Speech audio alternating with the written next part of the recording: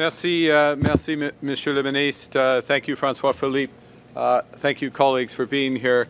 Dave Donnelly, thank you for welcoming us here to this remarkable establishment that has served the people of Nepean, of Ottawa, for over 30 years, 34 years and counting.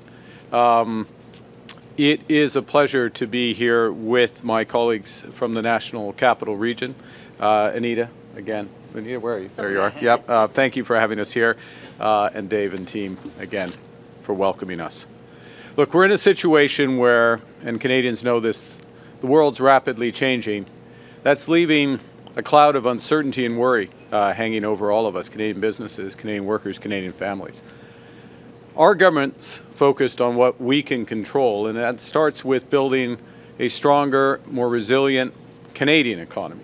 So Canada is less reliant on a single trading partner, and we are more resilient to global shocks, what happens outside of our country. Nous agissons sans tarder et nous voyons des résultats.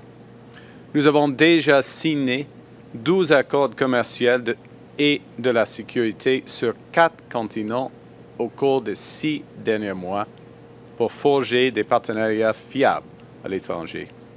Nous avons soumis au Bureau des grands projets 11 projets qui représentent des investissements de 116 milliards de dollars au Canada. Le nouveau fonds pour bâtir des collectivités fortes permettra d'aménager des infrastructures locales dans des quartiers partout au Canada. Hôpitaux, routes, ponts et réseaux de transport en commun. Toutes ces mesures font partie de notre stratégie globale qui vise à susciter des investissements de 1 000 milliards de dollars au cours des 5 prochaines années. So we're starting to fundamentally transform our economy, building a stronger, more resilient, more independent Canada. It's already getting results. Dozens of new partnerships abroad, launching Build Canada homes, fast-tracking major nation-building projects. Our economy, Canada's economy, has created 190,000 jobs on net since August. In absolute terms, that's more than the United States over the same period. We have the right plan. The world is knocking at our door, and momentum is building. But as the Minister of Finance just said, the biggest payoffs will take time. And many Canadians are feeling the pressures right now of everyday expenses. Canadians need a boost today and a bridge to tomorrow. And that's why Canada's new government has been relentlessly focused on making life more affordable for Canadians. On day one, we canceled the consumer carbon tax, bringing down gas prices by 18 cents a litre. We then cut taxes for 22 middle-class Canadians, saving a two-income family up to $840 this year. We've cut taxes for first-time home buyers, saving them up to $50,000 on their first home purchase. Out east, we've reduced tolls for vehicles on the Confederation Bridge, cutting them from over $50 to $20, and cut fares by 50% on ferries in Atlantic Canada. As the Minister just mentioned, we launched automatic federal benefits, which will help 5.5 million lower-income Canadians get the benefits to which they are entitled, like the disability tax credit, and indeed the new measures that we're announcing today. We made the National School Program permanent, feeding 400,000 children healthy meals while saving their parents $800 per year on groceries. We also have a series of initiatives that will improve affordability by making structural changes to our economy. That's like building lots of affordable housing through Build Canada homes. And last week's new strategic partnership with China will make available tens of thousands of affordable electric vehicles in Canada.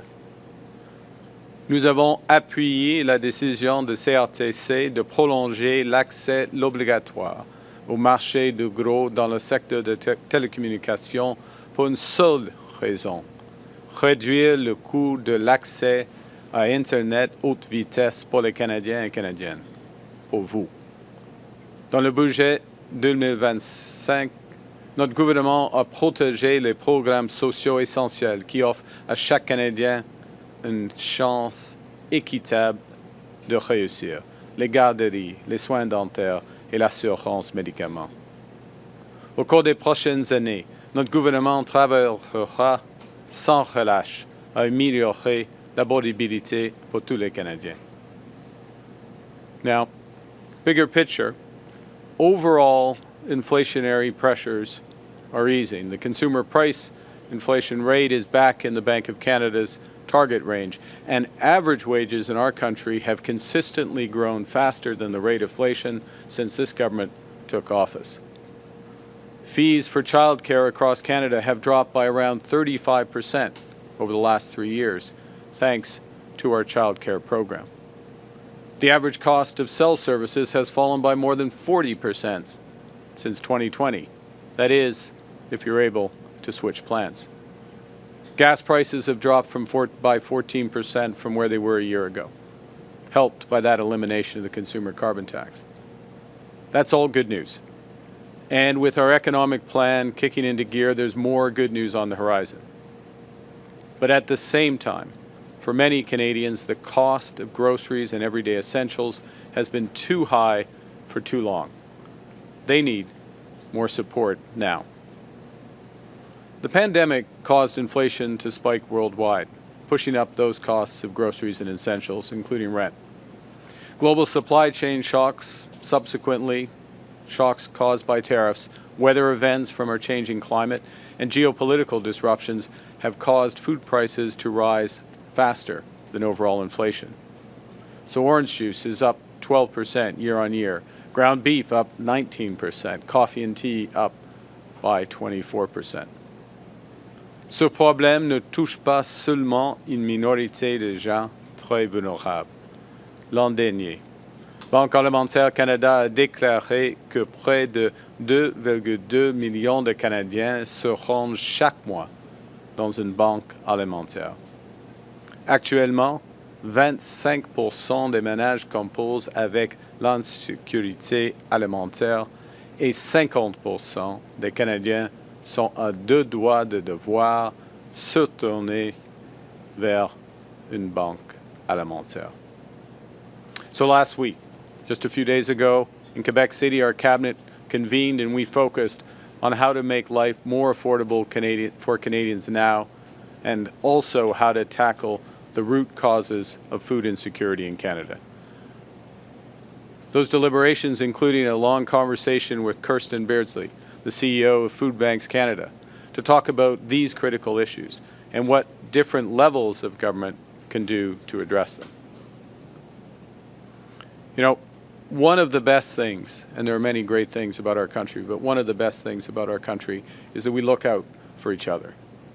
That we believe our economy is strongest when it serves every Canadian. So we're acting today, Canada's new government is acting today to provide a boost to those Canadian families who most need one, while creating a bridge to longer-term food security and affordability. Everyone pays the same GST on items that they buy, no matter how much money they make. But since groceries and other essentials make up a larger share of the budget of lower-income Canadians, the GST puts a higher burden on those less well-off. The GST credit has helped to make our tax system fairer by returning a portion of the federal sales tax to Canadians with lower incomes, providing relief for people who feel the extra cost at the checkout most acutely.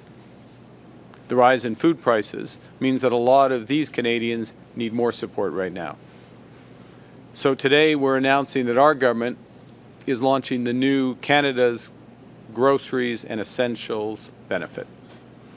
This will deliver hundreds of dollars more into the bank accounts of more than 12 million Canadians. Starting this year, we're taking the existing GST credit amount and raising it by 25% for 5 years. And in addition, we're providing a one-time payment equivalent to 50% of the GST credit this year. So what does that mean? Well, right now, a family of four receives about $1,100 a year with the existing GST credit. With the new Canada Groceries and Essentials benefit, that same family will receive up to $1,890 this year and about $1,400 a year for each of the next 4 years. A single person receives about $540 a year with the existing credit. With the new benefit, that person will receive up to $950 this year and about $700 a year for the next 4 years. On average, these payments make up for the higher level of food prices since the pandemic. In parallel, we're working to address the root causes of inflation and working on longer-term solutions to bring down the cost of groceries in Canada. That starts by improving the resilience of our supply chains. Because when issues arise in supply chains, from transportation to process to distribution, costs rise at every step along the way, and these costs end up on grocery bills. Tariffs, for example, are part of that problem. In September, the government launched what we called a new strategic response fund to help sectors across our economy, those impacted by tariffs, to adapt, to diversify, and to grow. And today, we are committing $500 million from this fund to support capital investments to help food businesses expand capacity, increase productivity, and strengthen our food supply for the future. In addition, our Regional Tariff Response Initiative will provide $150 million for small and medium-sized enterprises to do similar things. This will mean more resilient supply chains, more greenhouses, more abattoirs that are closer to customers, and most importantly, will help mean lower food prices and better food security for Canadians. Pour réduire le coût de production des aliments, nous instaurons la passation en champs immédiats et accélérer les serres. Les producteurs peuvent donc déduire le coût total de leur nouvelle serre sans tarder, ce qui leur permet de disposer de capitaux pour acquérir l'équipement moderne et ainsi accroître la production nationale d'aliments et cultiver davantage d'aliments ici au pays toute l'année. Les agriculteurs peuvent produire plus d'aliments à coût moindre, ce qui fait augmenter l'offre d'aliments canadiens et atténue les pressions sur les prix à l'épicerie pour les familles. To address the root causes of food security, we're developing a new national food security strategy that strengthens domestic food production, improves access to affordable, nutritious food. The strategy will include measures to implement unit label pricing so Canadians can compare easily in this era of shrinkflation. We're also going to provide support for the Competition Bureau in monitoring and enforcing competition in our market across the supply chain. And we will include new measures to strengthen food security in the North, where food insecurity and affordability challenges are felt most intensely. To ease immediate pressures for food banks, we're providing $20 million in a top-up to the local food infrastructure fund. This will help boost community food programs and deliver more nutritious food for families in need. Canadians are generous people. We take care of each other, particularly in times of need. We know we're stronger together. And during this time of global turmoil, Canadians are coming together to build Canada strong, to build a more independent, secure, and prosperous country, a country that works for all. And we know that getting there will be tough at times. We know that progress won't always move in a straight line. So we know that in times like these, we don't just have to look out for ourselves, we have to take care of each other. And that starts with everyone being able to put good food on the table. That's why the government's working relentlessly to make life more affordable for everyone. That's why we're stepping up today to help people who need it the most. Because we can't control what other countries do, but we can control how we support each other during tough times. We can control what we build so that these times will be better in the future. We choose to build Canada strong for all Canadians.